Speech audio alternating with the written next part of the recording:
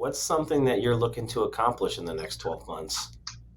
Well, I think a couple things. So, one is I am uh, involved with a ownership in a company that is growing, and it's real estate related, and it's kind of a real estate benefit to people.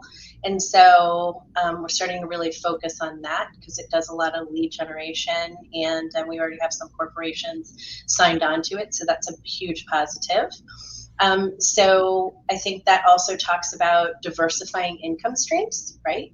So that you're not just solely looking at an exchange of dollars or hours for dollar in real estate sales as we do. So I think that's one thing.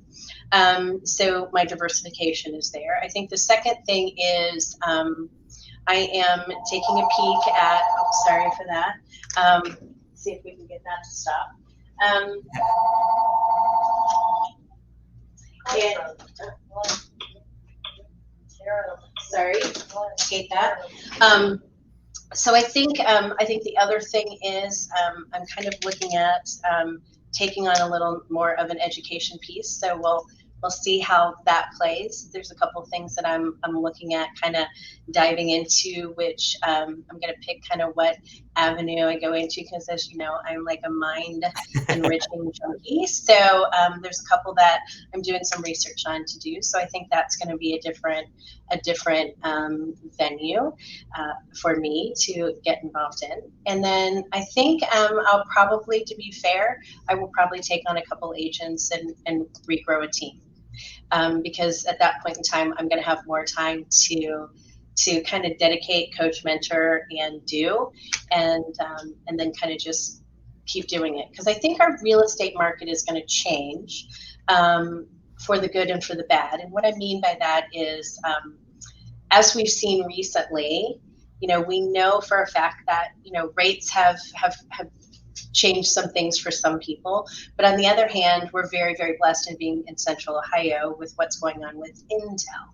And so, I mean, Intel building chips, 40 minutes away from where I live, isn't going to immediately, just drop and shake the money tree on new agents getting into the industry. But what it will do is it will really put a demand on the Central Ohio market to both increase our supplies, right, because we need more rooftops, right, and then also it will allow us to go back to these sellers who haven't sold to say, hey, maybe there's a time now for me to help you tweak your house so that you can maximize what you do, and what you want to do and how you can do it, so that now might be a time to make a move, whether they're going to stay here or whether some of them are getting to the point where they're saying, hey, I want to move out. I'm going to move out of state. I'm going to stay here and downsize. I think that's one of those things that all of this is going to help us have conversation starters. And so I think that's the biggest thing in real estate. When people say I hate Zillow, I always laugh and say, don't hate Zillow. You may not like that they are the lion on the hill, trying to eat our dinner, or at least eat part of our dinner. But the other side to Zillow is it's a conversation starter. So if somebody said, oh my gosh, I looked at Zillow and my house is worth this, that's a conversation starter. That's an opportunity to talk about real estate, why you could help them. What do they want? Was it just curiosity? Are they looking for investment? Might they want to make a change? So I think that's a positive. Yeah.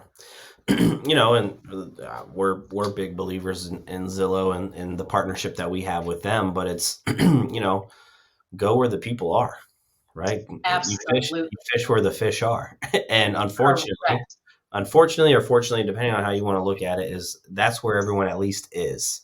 Right now, you have the opportunity, like you said, to either create conversations around it, or you have the opportunity to get leads from it. But at some point,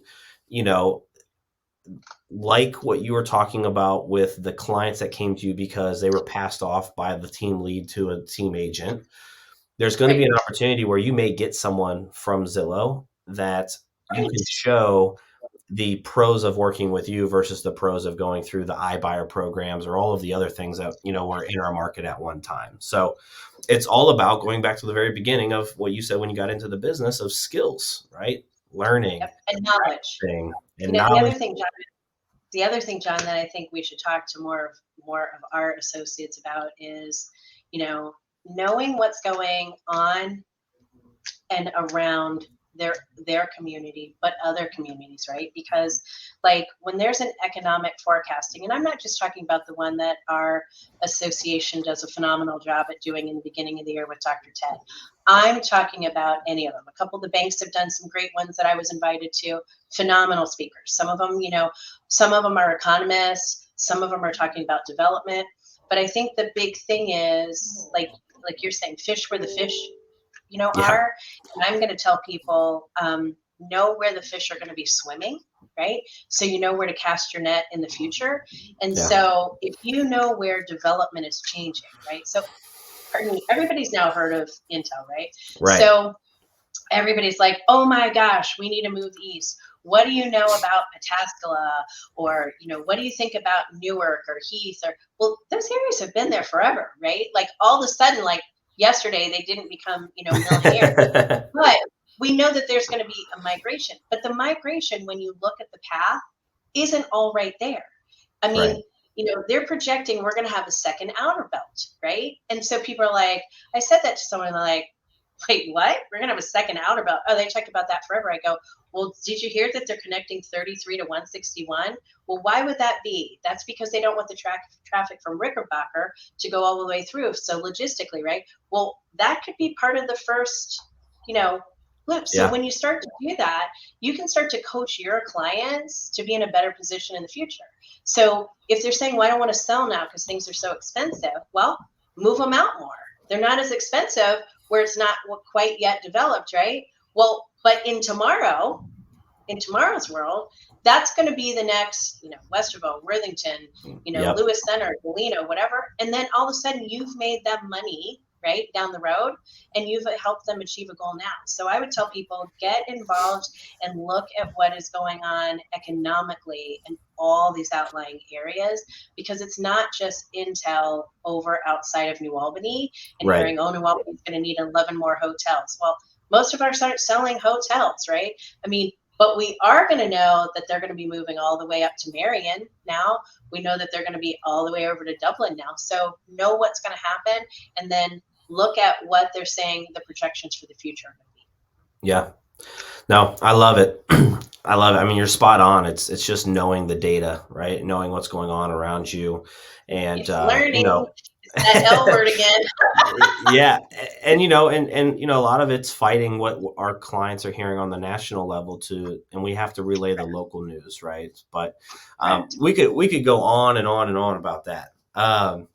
Sarah, what's a legacy goal for you? What's something that you're looking to hit when you're no longer here? I think there was a couple of things. I think when I was president of Columbus Realtors, um, I was told that back then I was very inclusive, and that I really encouraged diversity at the association. And I have some friends that I made because of it, that they said they never really felt there. I mean, we did not have a diversity and inclusion committee until I put together a task force, and then it became a permanent committee. And now, if you see, it's flourishing, right? So I think the legacy that I would like to leave is that you treat people the way you want to be treated. You respect people for both the thoughts that you agree with, and you respect them for the thoughts you disagree with, because it makes you a better person to understand why you stand where you do, and then you understand why they stand where they stand. And then I think that comes back to that L word about learning the differences, learning how to get along with differences, learning why you think what you think. And so I think the legacy would be inclusive learning and connectivity between our fellow colleagues as well as our communities.